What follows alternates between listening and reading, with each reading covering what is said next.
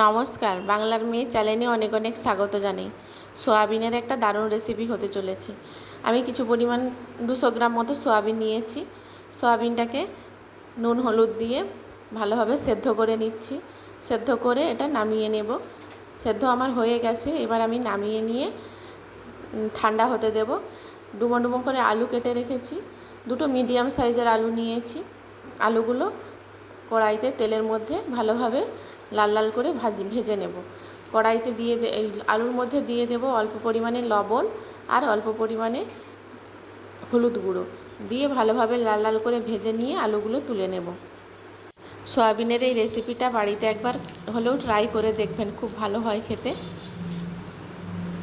আলুগুলো ভালোভাবে কষিয়ে নেব। যতক্ষণ আলুগুলো কষানো হবে ততক্ষণে এই পাশে আমার সয়াবিনগুলো ঠান্ডা হয়ে যাবে।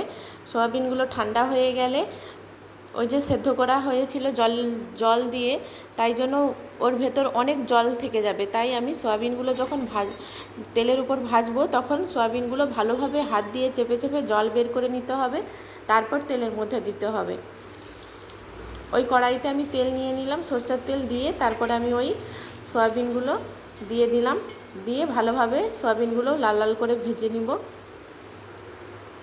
সয়াবিনগুলো ভালোভাবে লাল লাল করে আমার ভাজা হয়ে গেছে এবং তুলে নেব।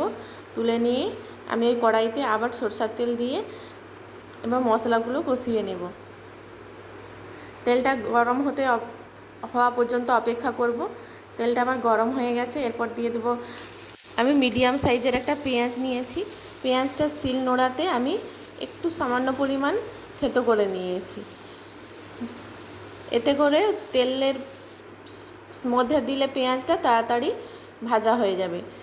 আর দিয়ে দিলাম রসুন বাটা। রসুনটা দিয়ে পেঁয়াজ আর রসুন ভালোভাবে কষিয়ে নেব। ভাজা ভাজা করে নিয়ে তারপর দিয়ে দেবো আদা বাটা।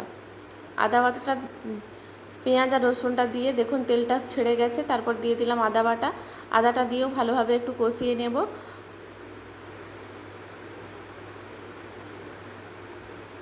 তারপরে দিয়ে দিচ্ছি টমেটো কুচি। টমেটো কুচি দেওয়ার পরে দিয়ে দিচ্ছি লবণ। লবণটা দিয়ে দিলে টমেটোটা ভালোভাবে গলে যায়। এরপর দিয়ে দেব পরিমাণ মতো চিনি। চিনিটা দিয়েও আবার ভালোভাবে নাড়াচাড়া করে নিয়ে দিয়ে দেব হলুদ গুঁড়ো আর লঙ্কার গুঁড়ো।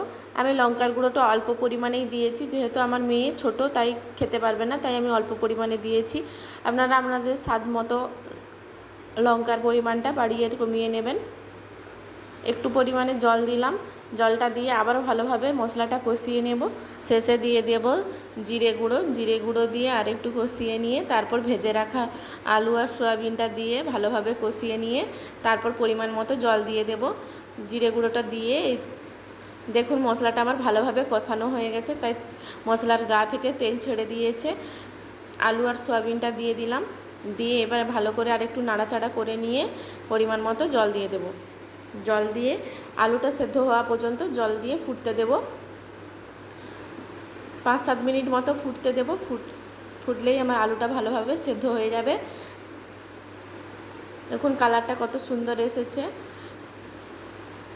কাশ্মীরি লঙ্কার গুঁড়ো ইউজ করিনি, যদি ইউজ করেন তাহলে কালারটা আরও সুন্দর আসে।